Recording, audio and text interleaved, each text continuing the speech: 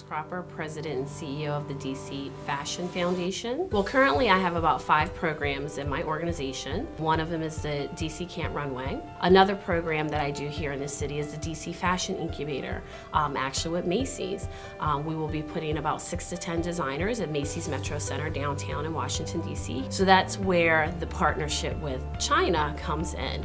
We're looking for about 1 or 2 slots from China. We're also talking to Peru. This is a great opportunity, not just for the sister city agreement between Washington, DC and Beijing, but also for cultural exchange, the Fashion Incubator Project. That's a huge accomplishment for the DC Fashion Foundation. We started the project with the convention center. We had several, Asian, Chinese influence designs there, as well as wearable art that was in the exhibit. The Chinese delegation that saw the work over the past 6 months was quite impressed with that. So we want to start to bring manufacturing back, and this is something that's an initiative that President Obama stresses, and to bring international investment into this process. But the thing is, it's all about cultural exchange, because we can also listen to our international partners to say, what is it that you want that we could possibly assist you with. My name is Monique Monta, and I'm a wearable art artist. I make garments out of household items.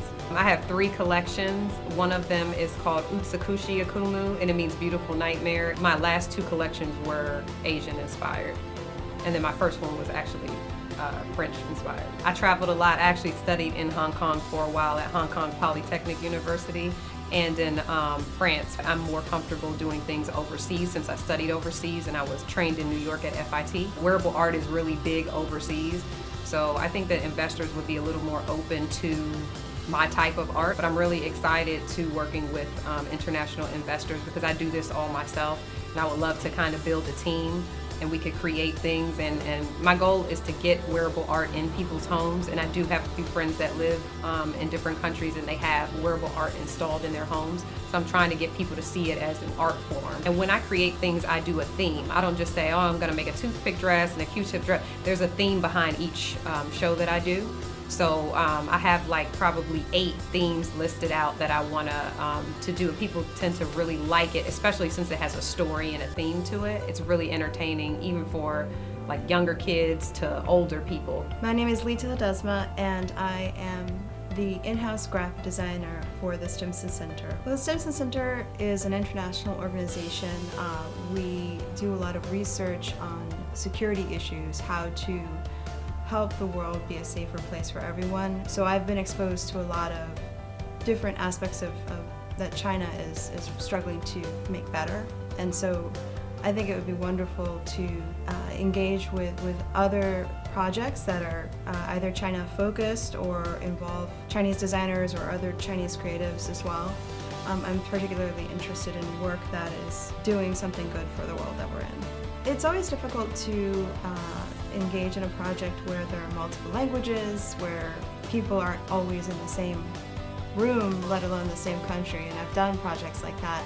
So there are always challenges, but I have found that they are very rewarding still to do things with multinational groups or participants. My work that was chosen in this exhibition was an animation project, and animation is something that I'm very interested in doing. I love communicating through that medium. And I would say that human rights issues, just sort of environmental issues, all of these issues that are kind of interrelated are projects that interest me quite a bit. I'd like to do more of that. I'm Rajan Sedalia. I'm a visual artist, so I work in the fields of industrial design and visual art, drawing, painting, graffiti, illustration. Well, there's 3 mural projects that I'm currently working on, one in Brooklyn, one in Georgetown, and one in Shaw.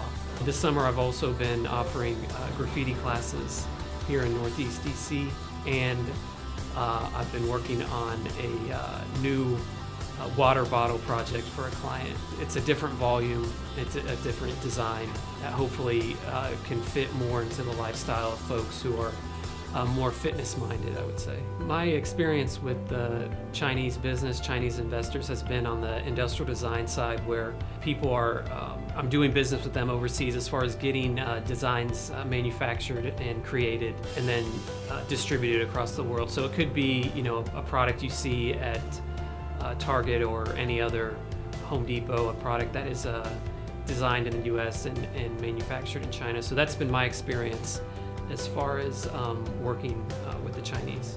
Everyone's always looking for the next thing, and then it gets pulled into the mainstream to be sold. I just think that's a timeless tradition, at least in the United States. But not to say that it can't stay true to what it was in its origin.